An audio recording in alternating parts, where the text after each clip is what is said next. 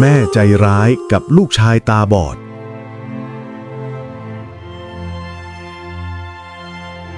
นานมาแล้วณหมู่บ้านเล็กๆกลางทุ่งมีชายหนุ่มชื่อคำสอนผู้เป็นคนซื่อขยันและจิตใจดีงามเขาเติบโตมาจากครอบครัวชาวนาแม้จะไม่ได้ร่ำรวยแต่ก็รู้จักความพอเพียงและแบ่งปันกับคนอื่นเสมอวันหนึ่งคำสอนได้พบหญิงสาวชื่อสายทองผู้มีรูปร่างอ่อนแอ้นหน้าตาคมสวยและผิวคล้ำแดดจากการทำไร่ทำสวนมาตั้งแต่เด็กทั้งสองรู้จักกันเพราะช่วยกันเก็บเกี่ยวข้าวในฤดูกาลแห่งความแห้งแล้งและไม่นานความสนิทสนมก็กลายเป็นความรักเรียบง่ายหลังแต่งงานกัน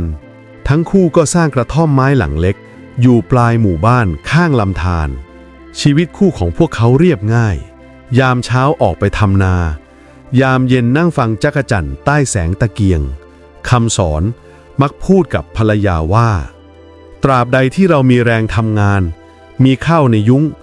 แม้จะลำบากบ้างแต่เราก็จะอยู่อย่างไม่ทอดทิ้งกันนะสายทองในตอนนั้นก็ยิ้มละมุนและพยักหน้ารับเธอเองก็หวังว่าครอบครัวเล็กๆนี้จะอบอุ่นและเต็มไปด้วยความรักแต่เมื่อผ่านไปหลายปีความหวานในใจของหญิงสาวก็เริ่มเปลี่ยนไปเธอกลายเป็นคนอารมณ์ร้อนขึ้นเหนื่อยหน่ายกับชีวิตยากจนมากขึ้นทุกทีความหวังที่จะมีชีวิตที่สุขสบายก็ทับถมจิตใจจนแน่นทว่าคำสอนยังคงยิ้มยังคงทำงานหนักเพื่อครอบครัวยังคงเชื่อว่าถ้ามีกันและกันทุกอย่างจะผ่านไปได้แล้วในวันหนึ่ง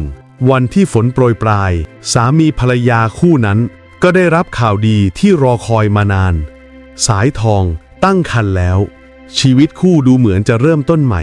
แต่ไม่มีใครรู้เลยว่าชีวิตใหม่นี้จะเป็นบทที่เต็มไปด้วยความเจ็บปวดในอนาคต9 เดือนค่อยๆผ่านไปทีละวันลมเย็นของฤดูฝนเริ่มแผ่วลงและความหวังของคำสอนก็เพิ่มขึ้นทุกเช้าเขาเฝ้าดูแลสายทองอย่างดีจัดการงานหนักแทนทั้งหมดเก็บผักหาฟืนตักน้ำรับเขียวรับมีดเตรียมของใช้สำหรับเด็กน้อยที่จะเกิดมาสู่โลกใบนี้แต่สายทองกลับยิ่งหงุดหงิดง่ายขึ้นเธอเริ่มรำคาญเสียงไก่เสียงหมาแม้กระทั่งเสียงฝนบางครั้งยังบ่นเบาๆว่าเมื่อไหร่ชีวิตฉันจะดีขึ้นเสียทีคำสอนได้แต่ยิ้มอย่างใจเย็นหวังว่าเมื่อลูกเกิดมาทุกอย่างจะดีขึ้นเองคืนหนึ่งลมแรงพัดใบไผ่สั่นไหวเสียงฟ้าคลื่นอยู่ไกลๆแต่ในกระท่อมเล็กนั้นสายทองเริ่มปวดท้องคลอดคำสอนรีบวิ่งไปเรียกหมอตำแยแล้วกลับมาเฝ้าอยู่ไม่ห่างเสียงร้องเจ็บปวดของภรรยากรีดกลางความมืดแต่ไม่นานเสียงร้องของลูกตัวน้อยก็ดังขึ้นมาแทนชีวิตใหม่ได้ลืมตาขึ้นแล้วคำสอนดีใจจนแทบน้ำตาไหลเขารีบอุ้มลูกตัวแดงๆมาชิดอกพลางพูดเบาๆว่าลูกพ่อยินดีต้อนรับนะยินดีจริงๆสายทองมองลูกด้วยสายตาเหนื่อยล้าเธอเงียบและไม่ได้ยิ้มเหมือนที่แม่ส่วนใหญ่ทำกันหมอตำแยตรวจดูเด็กน้อยอย่างละเอียดก่อนจะเงยหน้าขึ้นด้วยสีหน้าเคร่งเครียดเด็กคนนี้ดวงตาไม่เหมือนเด็กทั่วไปข้ากลัวว่าเขาอาจมองไม่เห็นคำพูดนั้นเหมือนฟ้าผ่าใส่กลางอกของสายทองเธอชะงักดวงตาสั่นแทบไม่เชื่อตัวเองอะไรนะลูกฉันตาบอดงั้นเหรอคำสอนนิ่งไปครู่หนึ่งก่อนจะยิ้มเศร้าๆแล้วรับลูกคืนมาเขาลูบหน้าผากลูกเบาๆว่าไม่เป็นไรนะลูกไม่ว่าจะเป็นยังไงเจ้าก็คือดวงใจของพ่อเสมอแต่สายทองกลับค่อยๆเบือนหน้าเข้าฝาไม้น้ำตาไหลเงียบๆราวกับลูกทั้งใบพังลงตรงหน้าในใจของเธอไม่ใช่ความรักหากเป็นความผิดหวังความกลัวและความขมขื่นที่ไม่มีผู้ใดเห็นตั้งแต่วันนั้นเป็นต้นมาหญิงผู้เคยมีรอยยิ้มอ่อนหวานก็เริ่มเปลี่ยนไปทีละน้อยทีละน้อยจนแทบไม่เหลือเขาของคนเดิมการเวลาผ่านไปเด็กชายตัวน้อยเริ่มเติบโตขึ้นทีละปี คำสอนตั้งชื่อให้ลูกว่าขวัญเพราะหวังให้เขาเป็นดวงใจของครอบครัว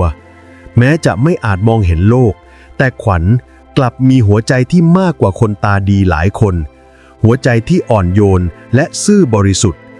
คำสอนเป็นผู้สอนให้ขวัญใช้หูแทนตาเขาพาลูกเดินรอบบ้านทุกวันจับมือแกว่งไปตามเสาไม้ให้จำกลิ่นหอมของต้นมะลิข้างเรือน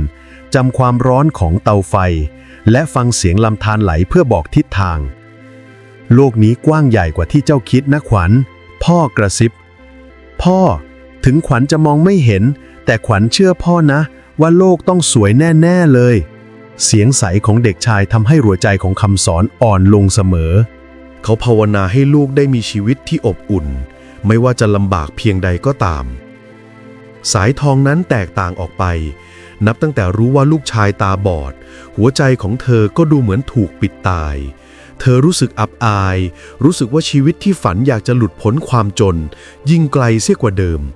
เธอมองขวัญด้วยสายตาไร้ความรักบางครั้งแค่ได้ยินเสียงลูกคลำฝาเรือนเดินสะดุดของเธอก็ถอนหายใจอย่างรำคาญวันหนึ่งขวัญพยายามยื่นมือจับผ้าห่มที่แม่เพิ่งตากแต่ดันทำตกลงโคลนสายทองสะดุ้งร้องเสียงแข็ง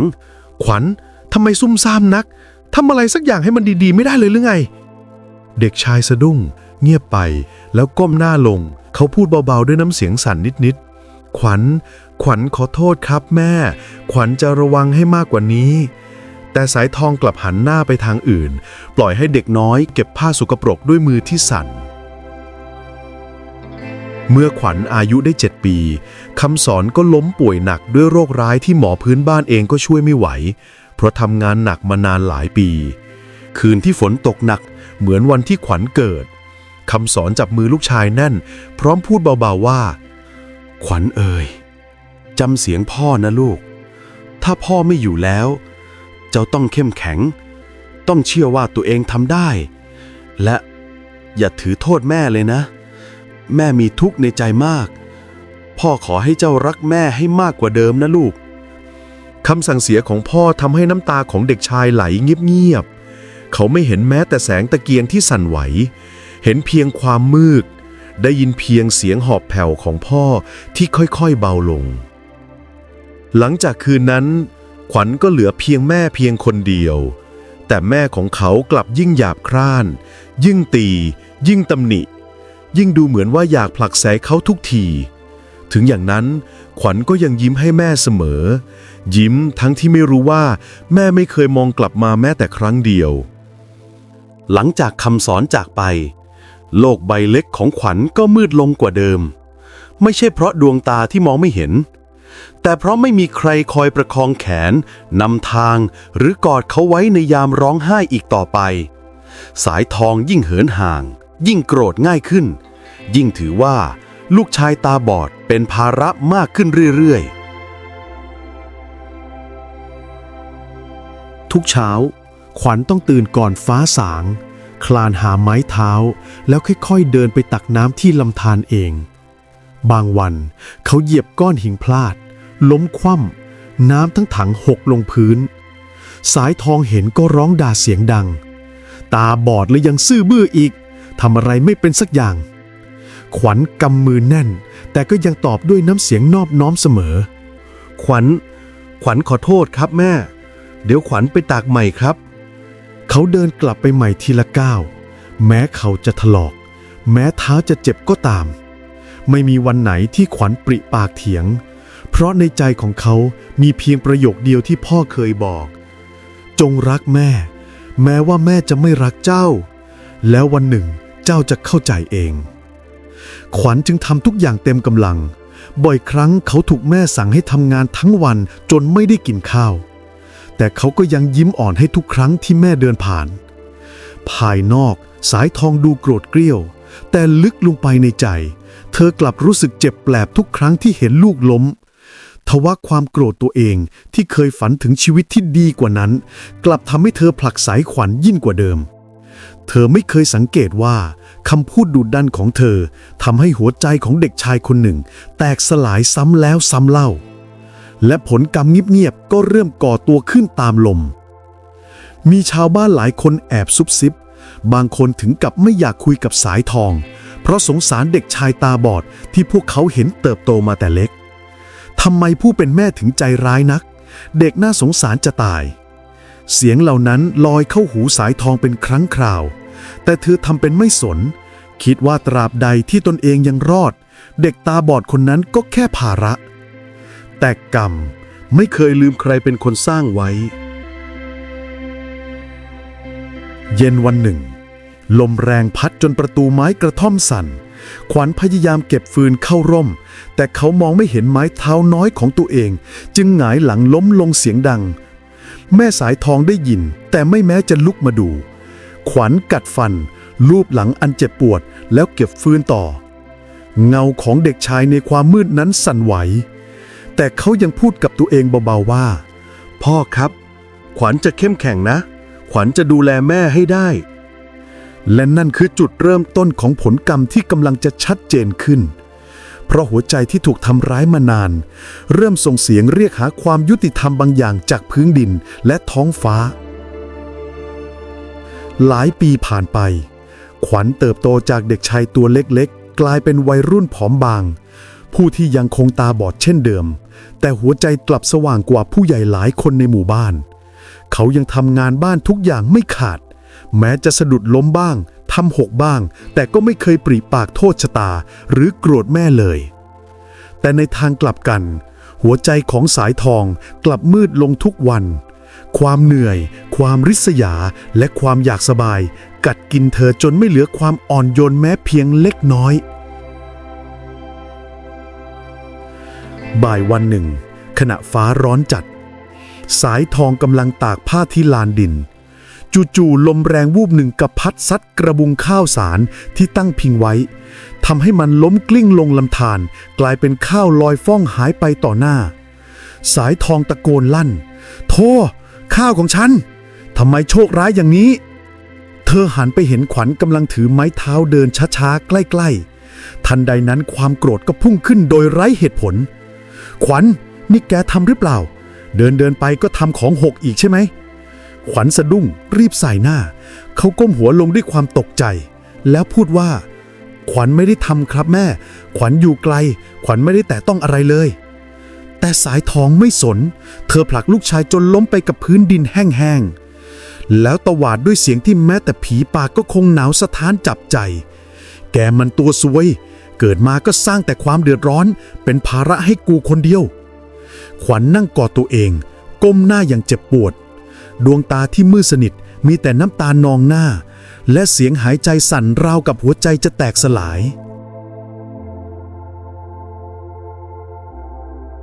คืนนั้นขณะสายทองกำลังนอนเธอกลับได้ยินเสียงบางอย่างดังแผ่วๆเหมือนเสียงลมที่พัดลอดฝาเจ้าทำดีแก่ลูกหรือยังหรือเจ้าสร้างบาปไว้มากจนฟ้าจะเอาคืนสายทองสะดุ้งลืมตาเธอคิดว่าฝันไปหรืออาจเป็นเสียงลมต้นไผ่จึงรีบปัดความหวาดกลัวออกจากใจแต่เสียงนั้นกลับดังขึ้นอีกคืนและอีกคืนที่ทุกครั้งหลังจากที่เธอทำร้ายลูกชายด้วยวาจาหรือการกระทำหญิงผู้นั้นเริ่มนอนไม่หลับเริ่มหวาดกลัวโดยไม่รู้สาเหตุเริ่มคิดถึงคำพูดสุดท้ายของสามีในวันที่เขาสิ้นใจอย่าถือโทษโกรธลูกเป็นของขวัญที่ฟ้าส่งมาไม่ใช่ภาระประโยคนั้นกลับมาแทงใจเธอเหมือนมีดทื่อๆเธอหลับตาแล้วกัดริมฝีปากจนเลือดซิบเพราะรู้ในใจว่าตลอดหลายปีที่ผ่านมาเธอไม่เคยทำตัวสมกับคำว่าแม่เลยสักครั้งต่อมามีชาวบ้านคนหนึ่งชื่อป้าศรีเดินผ่านบ้านขวัญแล้วเห็นเด็กหนุ่มกำลังล้มลงกับพื้นดินขณะพยายามหาหัวมันเพื่อเป็นอาหารเย็นป้าศรีรีบเข้าไปช่วยแล้วพูดเสียงหนักแน่นหลานเอ๋ยเอ็งไม่สมควรต้องอยู่แบบนี้แม่เอ็งให้เอ็งอดข้าวอีกแล้วล่ะสิ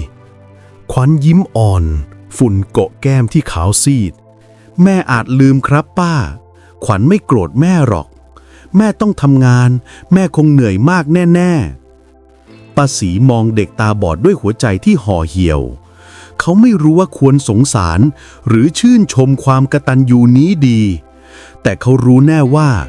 สิ่งที่แม่สายทองทำมันหนักหนาเกินให้อภัยคืนนั้นป้าศรีตั้งใจเดินไปบอกสายทองและพูดตรงๆว่าเอ็งทำร้ายลูกมากเกินไปแล้วนะสายทองเด็กมันน่าสงสารฟ้าดินเขามองอยู่เอ็งระวังผลกรรมจะย้อนมาไม่ช้าก็เร็วสายทองยืนนิ่งมือเย็นเฉียบหัวใจเหมือนถูกบีบแน่นความจริงที่เธอปฏิเสธมาตลอดหลายปีกำลังถูกเปิดโปงตรงหน้าหลังจากคำเตือนของป้าศรีสายทองเริ่มกระสับกระส่ายทั้งวันทั้งคืนความหวาดกลัวที่ไม่รู้ที่มาก่อกินจิตใจของเธออย่างหนักยิ่งมองลูกชายตาบอดที่ยังยิ้มให้เธอทุกเช้าเธอยิ่งรู้สึกว่าตนเองเลวร้ายกว่าคนทั้งหมู่บ้านแต่เธอยังเปลี่ยนตัวเองไม่ได้ยังคงดุยังคงด่ายังคงผลักไสลูกเหมือนไม่ใช่คนเพราะความเคยชินและความมืดในใจมันฝังลึกเกินไป